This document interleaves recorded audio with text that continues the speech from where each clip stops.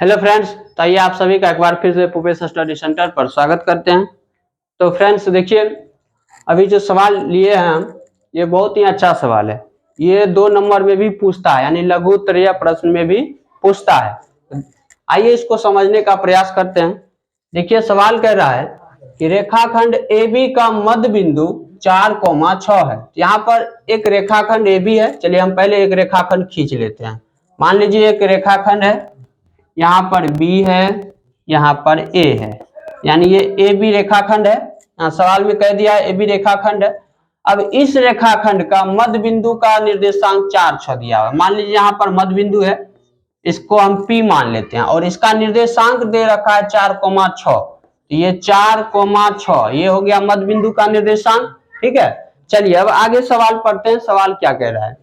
कह रहा है कि और A के नियामक 2,4 हैं तो B के नियामक हैं। यहाँ पर सवाल ये है कि A का निर्देशांक दिया हुआ, नियामक मतलब निर्देशांक ही होता है। A का निर्देशांक दिया हुआ है 2,4, तो A का निर्देशांक यहाँ पर हम लिख देते हैं 2,4 लिख दिए। अब सवाल है कि B का निर्देशांक क्या होगा? B के नियामक हैं, यानी B का निर्देशांक क्या होगा, ये आपको निकालना है। इसको फिलहाल XY मान लेते हैं। इसको क्या मान लेते हैं? XY, क्योंकि अभी दिया हुआ नहीं है, हमें ज्ञात भी नहीं है, तो हम मान के चलते हैं कि B का नियामक XY है, X, Y। क्लियर है बात? चलिए तो यहाँ पर देखिए इसको सॉल्व कैसे करना है। तो हमेशा सवाल को सॉल्व करने के लिए कुछ ना कुछ जो है शर्त दिया रहता है, उस शर्त के हिसाब से ही आपका सवाल सॉल्व होगा। ठीक है, जैसे यहाँ पर एक शर्त दे रखा है कि AB का मध्य बिंदु 4,6, यानी मध्य बिंदु का निर्देशांक दे दिया है, ये क्लियर है। और हम लोग जानते हैं कि मध्य बिंदु का निर्देशांक के लिए सूत्र होता है x1 जोड़ x2 by 2, y1 जोड़ y2 by 2। उसी सूत्र का यहाँ पर प्रयोग करना है। देखिए कैसे कीजिएगा। तो P का निर्देशांक बताइए क्या होगा? P का जो निर्देशांक होगा बिंदु P का, इसका निर्देशांक ये होगा x1 प्लस x2 बटे 2, y1 प्लस y2 बटे 2। ये होगा ना, मध्य बिंदु का निर्देशांक के लिए सूत्र होता है।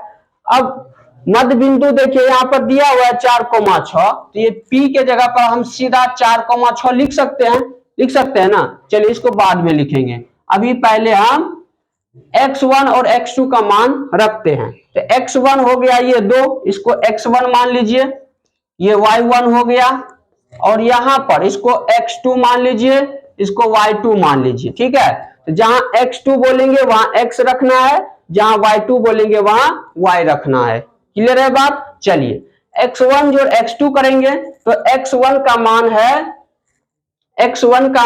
2, x2 का मान है x, तो ये हो गया 2 जोड़ x, अब बटे 2 होगा ना। चलिए कोमा, अब y1 जोड़ y2 है, तो y1 का मान देखिए कितना है, y1 4 है, y2 का मान y है, तो 4 जोड़ y, ये हो गया 4 जोड़ y बटे 2। ये होगा कि नहीं होगा? अब P का निर्देशांक देखिए यहाँ पर दे दिया है 4,6, इसको हम लिख लेते हैं 4,6, ये P का निर्देशांक है। और यहाँ जो हम लोग निकाल रहे हैं सूत्र द्वारा, ये भी P का ही निर्देशांक है, यानी मध्य बिंदु का निर्देशांक है। तो इसीलिए ये दोनों जो बिंदु है ये आपस में बराबर होगा। क्यों बराबर होगा?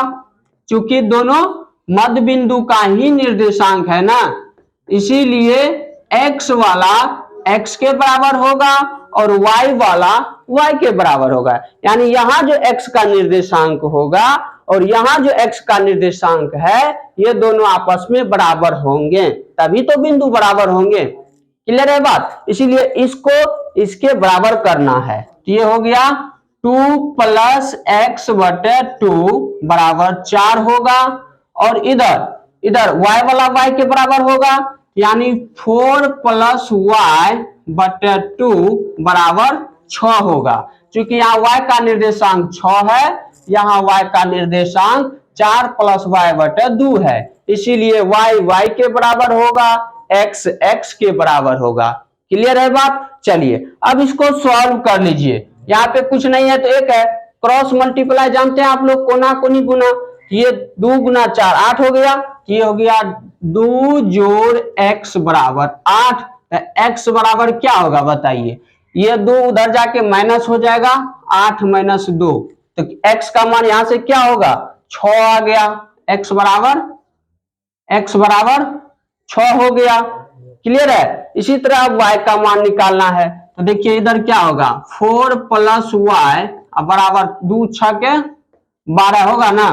चलिए अब यहां से y बराबर देखिए क्या होगा 12, 4 प्लस में है उधर जाके -4, तो 12 में 4 जाएगा तो 8 हो गया।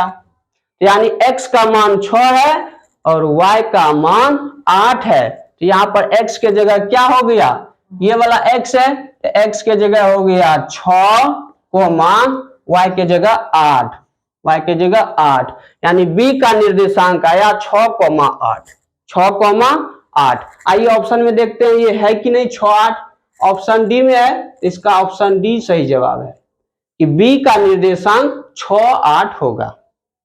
समझ गए बात को। तो ये सवाल जो है ये लघु उत्तरीय प्रश्न में भी पूछता है और इस बार भी पूछा है लघु उत्तरीय प्रश्न में, वो भी आगे सॉल्व कराएंगे। ठीक है, चलिए अगर इस सवाल को आप लोग एक बार समझ गए हैं तो वीडियो को लाइक शेयर जरूर कर दीजिएगा।